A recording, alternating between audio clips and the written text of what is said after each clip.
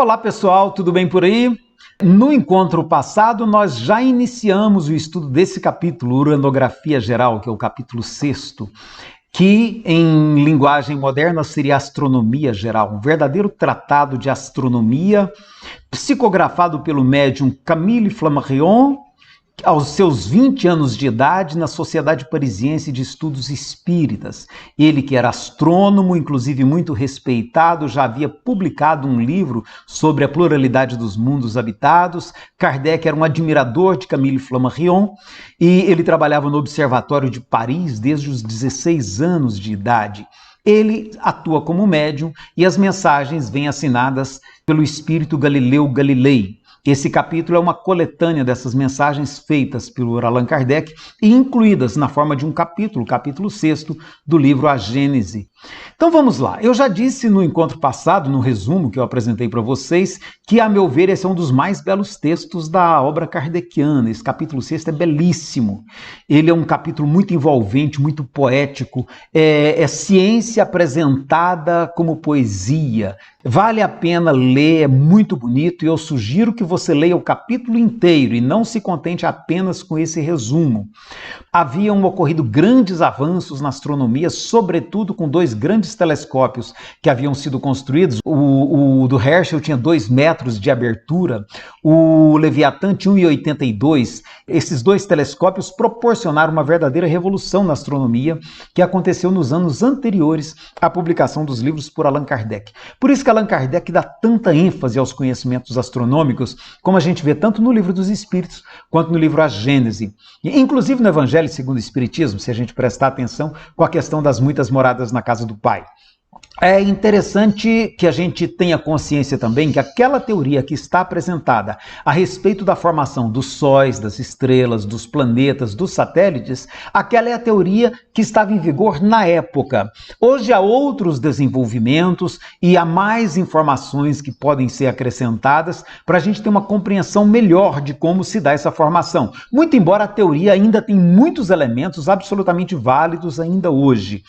Mas quando a gente pega, por exemplo, a teoria da formação da Lua, aí sim a gente precisa ter em conta que já houve observações mais cuidadosas e que, portanto, muitas informações ali contidas não se sustentam mais hoje. Em particular, a informação de que a Lua seria habitada. Hoje já se sabe, tem absoluta clareza que a Lua não é habitada. A gente já, inclusive, tem condições de explicar melhor a questão de por que uma face dela está sempre voltada para a Terra, o que naquela época era uma grande indagação. Então é interessante que a gente leia o capítulo com essa perspectiva de que a ciência que está ali apresentada é a astronomia do século XIX. Por exemplo, eu vou chamar a atenção para um aspecto que ilustra isso que eu estou dizendo, que é no item 30, no final, quando ele fala dos cometas, que ele diz assim, olha, que vão sucessivamente de sóis em sóis, enriquecendo-se às vezes pelo caminho de fragmentos planetários reduzidos ao estado de vapor, aurir nos focos solares os princípios vivificantes e renovadores que derramam sobre os mundos terrestres. Os cientistas entendiam que os cometas eram espécies de astros errantes que viajavam entre os sistemas solares. Hoje a gente já sabe que não tem nada a ver, que os cometas, na verdade, eles são, de certo modo, cativos das estrelas, dos seus astros centrais, como no nosso caso aqui é o Sol, e que, embora possa acontecer devido a algum incidente ou algum acidente astronômico, de escapar algum cometa algum dia de uma determinada estrela e se perder e ser capturado por outra, não é essa a ideia que apresenta no texto, que é uma ideia que refletiu o pensamento da época. Eu quero ler com você o item 32, pelo menos, para a gente perceber essa linguagem poética na tentativa de explicar os conceitos que naquela época não eram muito precisos ainda. Então o item 32 ele fala da Via Láctea, ele diz assim, olha, nas noites estreladas e sem luar, muita gente já contemplou essa faixa esbranquiçada que atravessa o céu de uma extremidade à outra, e que os antigos apelidaram de Via Láctea por causa da sua aparência leitosa. Nos tempos modernos, esse clarão difuso tem sido longamente explorado pelo telescópio, tendo esse caminho de pó de ouro, ou esse regato de leite da mitologia antiga, se transformado num vasto campo de maravilhas desconhecidas. As pesquisas dos observadores levaram ao conhecimento da sua natureza e revelaram que ali, onde o olhar errante apenas percebia uma fraca luminosidade, há milhões de sóis mais luminosos e mais importantes do que os que nos clareia a Terra. Eu quero chamar a atenção que quando ele fala aqui nos tempos modernos, gente, o que ele está falando de tempo moderno é o século XIX, tá? Eles entendiam que eles estavam vivendo o auge da modernidade. E ele vai continuar falando da Via Láctea de maneira muito poética, que vale a pena você ler para perceber a descrição linda que consta no texto. Ele diz assim, olha, realmente a Via Láctea é uma campina matizada de flores solares e planetárias que brilham em toda a sua enorme extensão. O nosso Sol e todos os corpos que o acompanham fazem parte desse conjunto de globos radiosos que formam a Via Láctea. Mas, a despeito de suas dimensões gigantescas relativamente à Terra e à grandeza do seu império, o Sol ocupa inapreciável lugar em tão vasta criação. Podem contar-se, eu quero chamar a sua atenção para esse detalhe, podem contar-se por uma trintena de milhões de sóis que, à sua semelhança, gravitam nessa imensa região, afastados uns dos outros de mais de 100 mil vezes o raio da órbita terrestre. E aí eu chamo a atenção para a gente tomar cuidado com essa informação. Essa trintena de milhões de sóis aqui, hoje já se mostrou que é muito mais do que isso. Não é uma trintena de milhões de sóis, como consta na mensagem.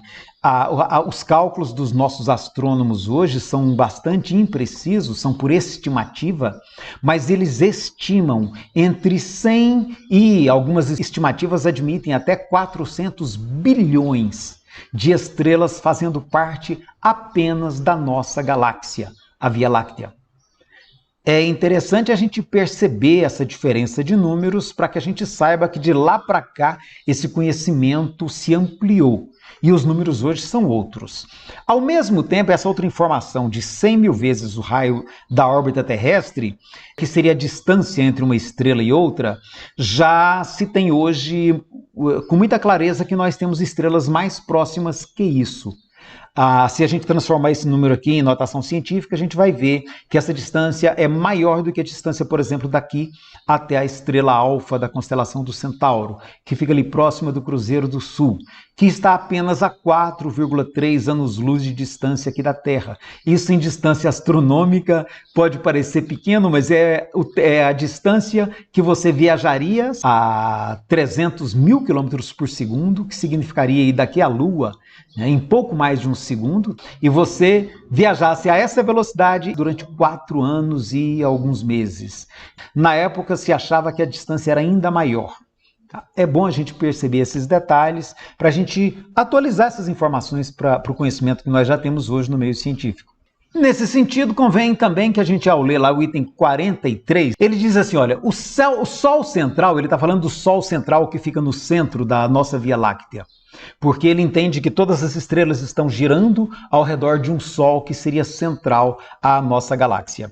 E ele diz, o Sol central de que acabamos de falar também é um globo secundário relativamente a outro ainda mais importante. Ele entende que as galáxias também giram ao redor de outras galáxias, que também entre elas há um movimento circular que teria um outro astro, alguma outra galáxia como centro desse mesmo movimento das galáxias. Então é interessante essa observação, a gente hoje já sabe que não é assim, desde que nós tomamos conhecimento do fenômeno de expansão, que originou a teoria do Big Bang. Então esse Sol central de que ele fala, hoje talvez a gente possa pensar nessa expressão como sendo o núcleo da nossa galáxia, onde se imagina exista um grande buraco negro. É muito curiosa e elucidativa a nota de rodapé 60, considerando a tradução do Evandro Noleto, que é a tradução atual divulgada pela Federação Espírita Brasileira. E aí no final dessa nota, ele vai repetir a ideia daquela quantidade de sóis em cada Via Láctea e vai falar da enorme quantidade também de nebulosas. Também é interessante que a gente veja essa informação hoje pelo que nós sabemos hoje. Porque se naquela época imaginava milhares e milhares de nebulosas, que seriam as galáxias que a gente conhece hoje, hoje os nossos cientistas apontam os telescópios para todo lado e os nossos poderosíssimos telescópios, que hoje nem se comparam daquela época, nós temos hoje o Hubble que fica no espaço. De lá ele capta imagens de muito melhor qualidade do que os telescópios aqui do nível terrestre. Então, com os modernos telescópios hoje, os nossos astrônomos estimam em bilhões e bilhões de galáxias. E o texto traz algumas preciosidades muito ricas, que são conhecimentos de astronomia que às vezes ainda hoje a gente no senso comum não detém. Como, por exemplo, essa informação contida no item 51 do capítulo 6. Onde os vossos olhos admiram esplêndidas estrelas sob a abóbada da noite, em que o vosso espírito contempla irradiações magníficas que resplandecem nos espaços distantes, há muito tempo o dedo da morte extinguiu esses esplendores. Há muito o vazio sucedeu a esses deslumbramentos e já recebem mesmo novas criações ainda desconhecidas. A distância imensa em que se encontram esses astros, por efeito da qual a luz que nos enviam gasta milhares de anos para chegar até nós, olha que informação interessante, muito importante isso aqui, olha.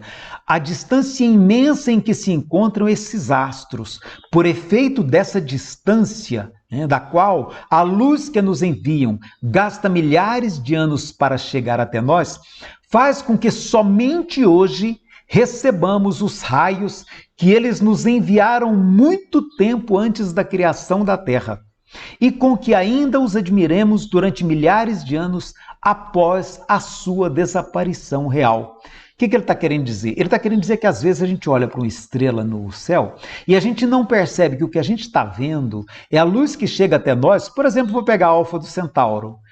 O que nós vemos na Alfa do Centauro hoje é a luz que foi emitida lá há 4 anos e alguns meses atrás. E que só agora essa luz está chegando aqui, portanto eu tenho como perceber através dos meus olhos. A luz que chega do Sol para nós, se você olhar para o Sol agora, essa luz é a que saiu de lá 8 minutos atrás. E ela demorou 8 minutos viajando de lá até aqui. É isso que ele está dizendo. E aí é muito interessante, ele está tentando mostrar a grandeza da criação, a sabedoria da criação, para que a gente tenha uma percepção melhor do nosso conceito de divindade. A partir dessa perspectiva, eu vou me perceber, por exemplo, como dizia o meu amigo Einstein, sou um cidadão do universo, eu vou me perceber como um morador de um planetinha pequenininho que gira ao redor do Sol, um Sol que, por sinal, nem lá é tão grande, é um Sol pequeno nosso, numa galáxia que nem é das maiores. Estamos aí bem na beira, bem na periferia dessa galáxia que nós batizamos de Via Láctea, que faz parte de um sistema gigantesco com bilhões e bilhões, centenas de bilhões de outras galáxias tão diversificadas e tão ricas quanto a nossa.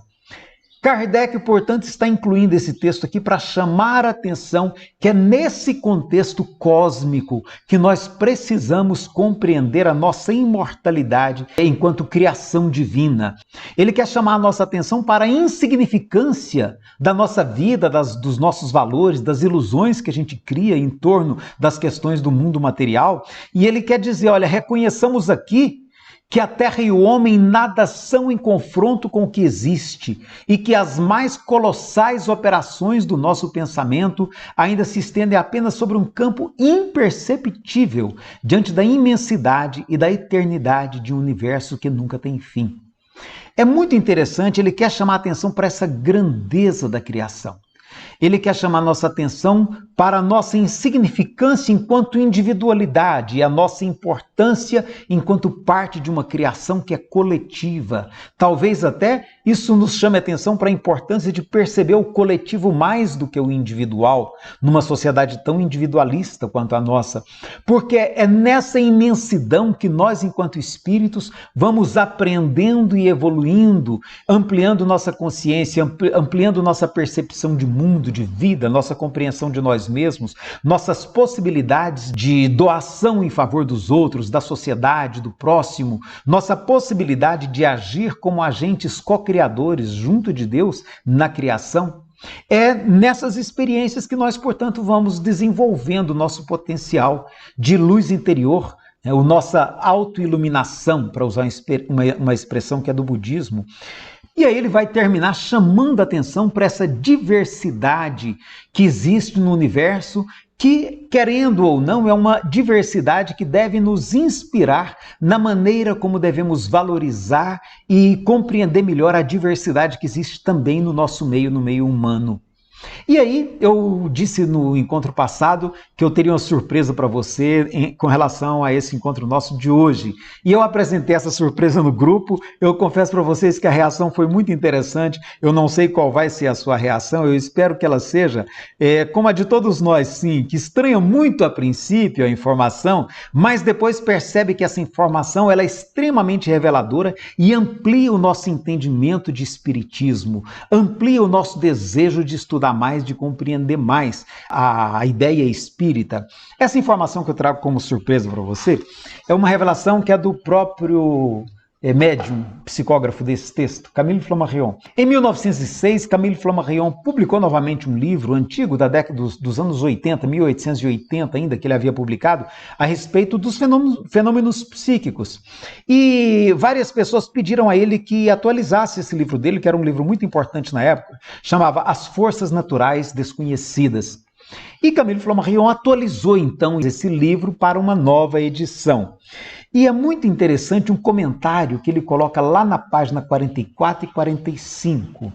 Camille Flammarion anotou assim no seu livro: essas páginas sobre astronomia, e ele está falando do capítulo 6 do livro A Gênese, e de outros textos que foram publicados na Revista Espírita. Ele está dizendo: essas páginas sobre astronomia nada me ensinaram. Olha que interessante. Ele está dizendo que esse capítulo que nós estamos exaltando tanto pela beleza, pela riqueza de conteúdo, ele está dizendo: essas páginas sobre astronomia nada me ensinaram. Não tardei em concluir que elas eram apenas o eco daquilo que eu sabia e que Galileu nada tinha a ver com aquilo. Era como uma espécie de sonho acordado. Além disso, minha mão parava quando eu pensava em outros assuntos. Eu vou pular um pouquinho aqui e continuar mais adiante. Nesses exercícios, é muito fácil enganar a si mesmo e acreditar que nossa mão está sob a influência de uma mente diferente da nossa. Pulando mais um pouquinho.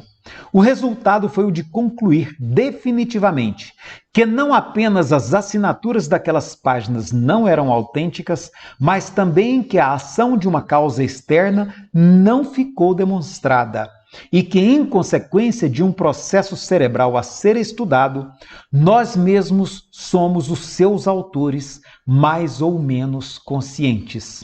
O que ele está dizendo aqui é que ele entende que pode ser que essas mensagens tão lindas, assinadas como Galileu Galilei, que não tenham sido mais que uma criação dele próprio com seus conhecimentos de astronomia que ele já tinha.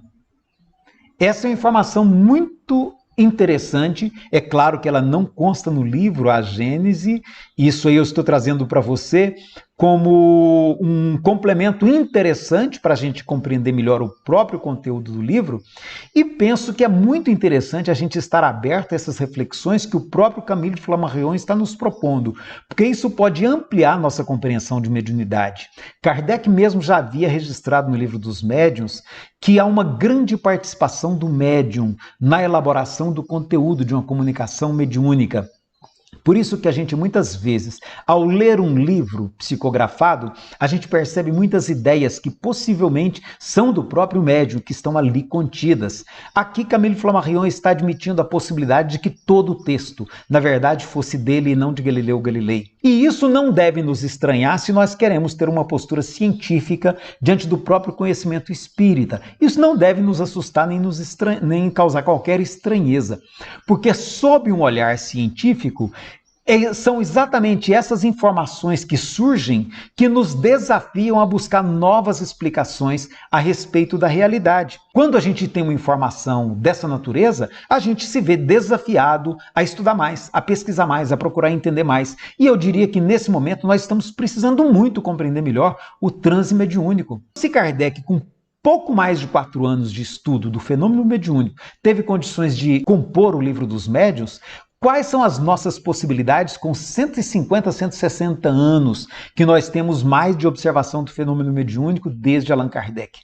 Com certeza tem muita coisa que nós podemos e precisamos estudar. E é muito interessante que a gente desenvolva esse olhar científico, até porque uma conclusão interessante que nós chegamos na nossa discussão lá no grupo de estudos e que eu quero compartilhar aqui com vocês, é que realmente pela ciência, pelo estudo da ciência, por esses desafios que a ciência nos oferece, nos proporciona, a gente vai desenvolvendo sabedoria se a gente consegue agregar a essa ciência um olhar espiritual.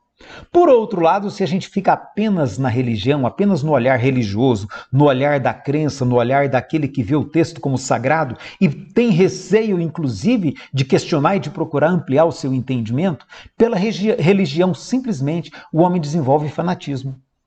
Infelizmente, se a gente ficar só no aspecto religioso, nós somos fortes candidatos a desenvolvermos fanatismo, comportamentos de fanatismo. Enquanto que se a gente abraça a visão de ciência que indaga, que questiona, que anseia por novos desdobramentos daquilo que a gente já sabe, isso nos proporciona sabedoria.